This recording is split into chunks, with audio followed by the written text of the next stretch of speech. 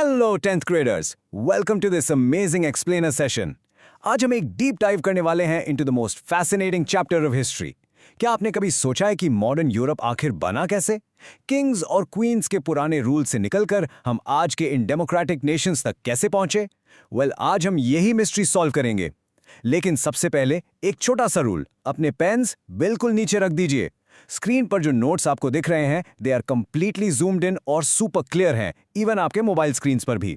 तो आपको सब कुछ कॉपी करने की कोई टेंशन नहीं लेनी है। इसका फुल पीडीएफ आपको डिस्क्रिप्शन में मिल जाएगा।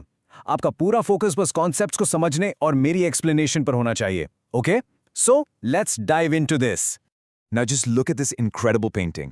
इसको 1848 में फ्रेडरिक सोरियो ने बनाया था। ध्यान से देखो उन लोगों को, marching towards the statue of liberty. जमीन पर अगर आप नोटिस करोगे तो वहां broken symbols of absolutist rule पड़े हैं, यानी किंग्स और क्वींस के टूटे हुए क्राउन्स और उनकी चेन्स। ये बेसिकली एक यूटोपिया था, एक perfect dream of democratic and social republics. लेकिन एक बहुत बड़ा सवाल ये उठता है कि क्या ये ब्यूटीफुल ड्रीम सच में कभी पूरा हुआ, या फिर इसने पूरे यूरोप में कैओस फैला दिया? Let's find out. आज का हमारा एजेंडा बिल्कुल सॉर्टेड है। हम स्टार्ट करेंगे the dream and French spark से, फिर हम देखेंगे मिडिल क्लास एंड लिबरलिज्म, उसके बाद कंजर्वेटिव्स वर्सेस सीक्रेट रेवोल्यूशनरीज, फिर आएंगे revolutions and hardship, the strange story of Britain, और finally the Balkan crisis and WWW। Let's get started. Chapter 1, The Dream and the French Spark. Let's jump into the very first event जिसने nation-state का idea actually ignite किया। तो हमारी story start होती है 1789 की French revolution से। इस रेवोल्यूशन ने लिटरली पावर को मोनार्की से छीनकर सीधा सिटीजन्स के पास ट्रांसफर कर दिया। लोगों के बीच एक कलेक्टिव आइडेंटिटी लाने के लिए उन्होंने कुछ नए आइडियाज इंट्रोड्यूस किए, जैसे ला पात्री मतलब फादरलैंड और ले सिटवायन मतलब द सिटीजन। एक नया फ्रेंच फ्लैग लाया गया और सबसे इंपॉर्टेंट स्टेप, एक सेंट्रलाइज्ड एडमिनिस्ट्रेटिव सिस्टम बनाया गया with a uniform system of weights and measures. देखो, इन इंग्लिश टर्म्स पर थोड़ा एक्स्ट्रा ध्यान देना, क्योंकि बोर्ड्स में आपको यही कीवर्ड्स लिखने हैं। बाकी पूरा कॉन्सेप्ट बस एक स्टोरी की तरह समझते चलो। So the crucial point is, चलो एक छोटा सा टेस्ट हो जाए। What was the first clear expression of nationalism in Europe? Think about it. Most students make mistakes here, so pay attention. ये एग्जैक्ट MCQ बोर्ड एग्जाम्स में बहुत बार directly आता है। And the answer is the French revolution of 1789। Perfect. एक बहुत ही quick recap करते हैं इस पेज का। Power shifted from the monarchy to the citizens. एक नया फ्लैग और फ्रेंच लैंग्वेज को हेविली प्रमोट किया गया, और जैकोबिन क्लब्स ने नेशनलिज्म का ये आइडिया पूरे यूरोप में स्प्रेड किया। Did you understand this? Great. अब चलते हैं अपने अगले सस्पेंसफुल चैप्टर पर। Chapter 2, Middle Class and Liberalism. अब देखते हैं कि सोसाइटी रिच किंग्स से एक बिल्कुल नए मिडिल क्लास में कैसे शिफ्ट हो गई।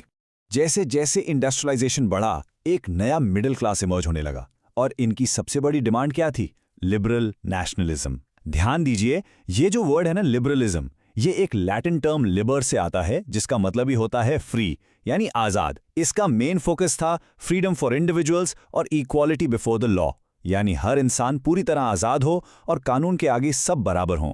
इस नए मिडिल क्लास को पॉलिटिकल और इकोनॉमिक आजादी डेस्परेटली चाहिए थी। उन्हें कोई ऑटोक्रेसी नहीं, बल्कि गवर्नमेंट बाय कंसेंट चाहिए था।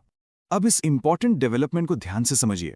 We are talking about the Zollverein यानी custom union of 1834। Zollverein basically एक व्यापारिक संघ था जो इकोनॉमिक ट्रेड को ईजी बनाने के लिए फॉर्म किया गया था। ये लिटरली बहुत इंपॉर्टेंट है बोर्ड्स के लिए। प्रशिया ने इसको इनिशिएट किया था। अब इन्होंने किया क्या? उन्होंने टैरिफ बैरियर्स को कंप्लीटली अबॉलिश कर दिया, और सबसे बड़ा स्टेप, करेंसीज को 30 से रिड्यूस करके सिर्फ 2 पर ला दिया। The next concept can completely change your understanding. Railways का नेटवर्क जबरदस्त स्पीड से बढ़ा, जिसने लोगों के इकोनॉमिक इंटरेस्ट को बहुत स्ट्रांगली यूनाइट कर दिया। Let's do a rapid-fire revision of liberalism and the Zollverein. The middle class demanded constitutions, Zollverein united economic interests in 1834, currencies were drastically reduced from 30 to 2, and railways promoted mobility. ये 4 points अच्छे से याद कर लो, direct marks मिलेंगे आपको। समझ में आ गया? गुड, क्योंकि आप इस स्टोरी में असल विलन्स आने वाले हैं। Chapter 3, conservatives versus secret revolutionaries. पुराने किंग्स हर हाल में वापस आना चाहते हैं, और अंडरग्राउंड फ्रीडम फाइटर्स उन्हें रोकने की कोशिश कर रहे हैं। 1815 में आखिरकार नेपोलियन को हरा दिया गया, लेकिन किसने हराया? Just remember this easy trick, BARP। Britain, Austria, Russia and Prussia. इन चारों ने मिलकर ट्रीटी ऑफ वियना साइन की। इनका मेन गोल क्या था? कंजर्वेटिज्म को वापस लाना, यानी फिर से पुरानी मोनार्की सेटअप करना। ये नए कंजर्वेटिव रिजीम्स बिल्कुल ऑटोक्रेटिक थे, जो किसी भी तरह का क्रिटिसिज्म या डिसेंट बिल्कुल टॉलरेट नहीं करते थे। तो चलो एक और बोर्ड एग्जाम क्वेश्चन हो जाए। Who hosted the Congress of Vienna in 1815? ये नाम तो आपको जरूर याद होना ही चाहिए। Any guesses? आंसर है the strict Austrian chancellor duke Metternich. लेकिन मेटरनिक का सबसे बड़ा हेडेक आखिर था कौन? Meet Giuseppe Mazzini, the legendary Italian revolutionary. जब किंग्स ने स्ट्रिक्ट सेंसरशिप लगा दी तो मज़ीनी जैसे सभी रेवोल्यूशनरीज को अंडरग्राउंड जाना पड़ा। He founded two famous underground societies, Young Italy in Marseilles and Young Europe in Bern.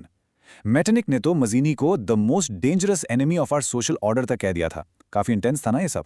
Chapter 4 revolutions, hunger and hardship. अब आते हैं 1830 से लेकर 1848 के टाइम पर, जो पूरे यूरोप के लिए बहुत मुश्किल और ड्रामेटिक था। एक तरफ तो लोग आजादी के लिए अपनी जान पर खेल कर लड़ रहे थे, जैसे the Greek war of independence, लेकिन दूसरी तरफ इस हार्डशिप चार्ट को देखो। 1830s में Europe faced severe economic difficulties. Population अचानक बढ़ गई, अनएम्प्लॉयमेंट तेजी से फैल गया और फूड शॉर्टेजेस लगातार बढ़ने लगे। 1848 आते आते हालात इतने खराब हो गए कि पेरिस के लोग सड़कों पर उतर आए। बैरिकेड्स वर इरेक्टेड और किंग लुई फिलिप को भगना ही पड़ा। एक quick MCQ pause right here. Which treaty recognized Greece as an independent nation in 1832? Let's see if you can recall this important date and treaty. The correct answer is the Treaty of Constantinople of 1832. Awesome. एक जल्दी से summary लेते हैं इस dramatic turn की। 1830s में huge economic hardship आई। 1848 के Paris revolt ने लुई फिलिपे को भगा दिया और फाइनली फ्रांस एक रिपब्लिक बन गया जहां अडल्ट मेल सफ्रेज लागू हुआ, यानी सभी अडल्ट मर्दों को वोटिंग राइट्स मिल गए। You guys are doing completely great. Just keep this focus. हम इस चैप्टर के क्लाइमैक्स के बहुत करीब हैं। Chapter 5 Britain and visualising Nations. बाकी पूरे यूरोप में तो ब्लडी रेवोल्यूशंस हो रहे थे, पर ब्रिटेन की कहानी बिल्कुल अलग और काफी अजीब है। Let's look at the timeline of the strange case of Britain. देखो, ब्रिटेन में कोई अचानक से वायलेंट रेवोल्यूशन नहीं हुआ। ये एक बहुत लंबा प्रोसेस था। 1688 में इंग्लिश पार्लियामेंट ने मोनार्की से पावर छीन ली थी। फिर 1707 में एक्ट ऑफ यूनियन पास हुआ, जिसने स्कॉटलैंड को इंग्लैंड के साथ मिलाकर United kingdom of great Britain बना दिया, और बाद में 1801 में आयरलैंड वॉज फोर्सिबली इनकॉर्पोरेटेड।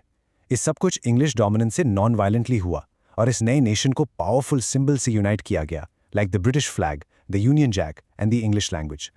अब हमें समझना है कि इन नेशंस को लोगों ने विजुअलाइज कैसे किया। उस टाइम के आर्टिस्ट्स ने नेशंस को फीमेल एलेगरीज की तरह पेंट किया, जैसे फ्रांस के लिए मैरियान और जर्मनी के लिए जर्मेनिया।